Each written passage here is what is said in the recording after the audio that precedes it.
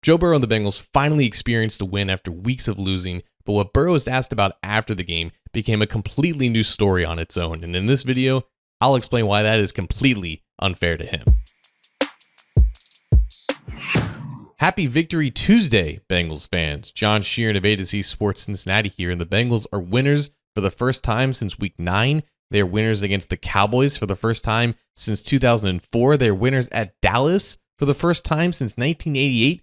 And this win was unlike any that the Bengals have had this year. Because I know exactly how you felt throughout this game. Not only did you groan at the usual mishaps of this Bengals defense with poor tackling, poor angles, giving up explosive plays, you came away surprised by the plays that they did make. A Geno Stone interception that highlighted what ended up being a really good game for him. Joseph Ossai generating consistent pressure outside of Trey Hendrickson, giving the Bengals a secondary pass rusher that they've so desperately needed throughout this season. And of course, the cherry on top of all of this, when the Bengals were about to give the ball back to the Cowboys that would set up a game-winning drive for Cooper Rush, just like it was in 2022, the Bengals get their punt blocked by a former Bengal nonetheless in Nick Vigil, and then they retain possession because they pulled a Leon Lett 2.0 31 years later. The visual of seeing clutch moments provided by other players on this team outside of Joe Burrow and Jamar Chase was extremely refreshing to see, regardless of the context of how this season has gone and where it is now. The fact that these moments can still be had outside of the two faces of the franchise,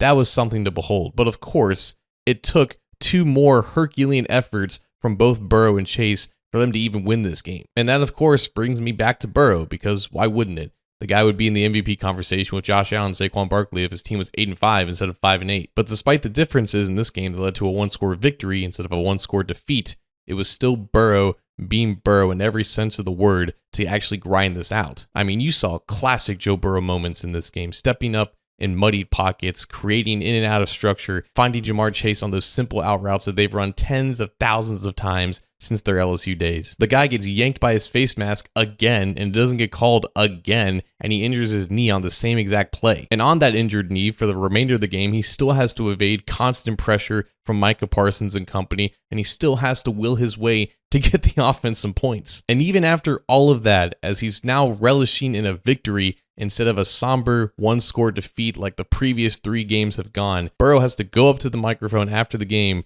and answer questions that honestly he has no business answering. Like seriously, towards the end of his press conference with his knee still swollen, Burrow's getting asked about the futures of both Jamar Chase and T. Higgins and their contract statuses and whether or not he has confidence in those deals getting done. He's not at the negotiating table. He's not the front office. He shouldn't have to be answering for these questions and concerns. This is a front office issue. This is a Duke Tobin issue. This is a Katie Blackburn, Troy Blackburn issue. And yet he's the one who has to face the music because he's the guy that they put in front of the microphone. Like, I understand the nuances and differences here between being asked about Jamar Chase and T. Higgins in this respect. Obviously, with Chase, he has 1 more year left on his deal. It's heavily expected that he's going to get extended next year. And all he was asked about was whether or not he deserves all the money in the world, which obviously he is going to say that he's worth all the money in the world, and that he has not imagined a world in which they are not teammates. But to then follow that question up to ask about T. Higgins in the same respect, even though it's a completely different situation, Burrow's up there saying, yeah, I have confidence that the team's going to do whatever it takes to bring him back, which obviously puts pressure on the front office in that regard, but still, it's a question that Burrow shouldn't have to be asked. Like, this guy isn't already doing enough on the field behind an injured offensive line. He still has to answer for the inadequacies of the people who pay him. And no, this doesn't come as a responsibility for being now formerly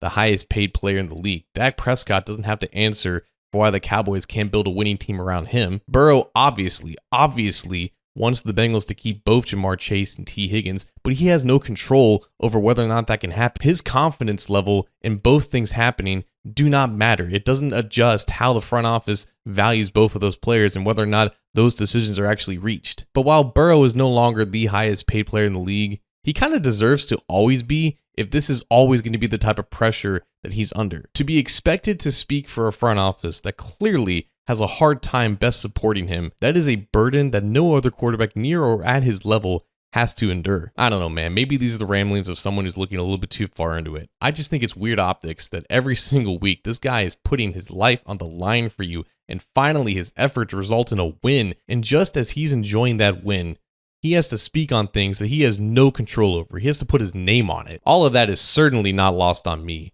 and it shouldn't be lost on you either.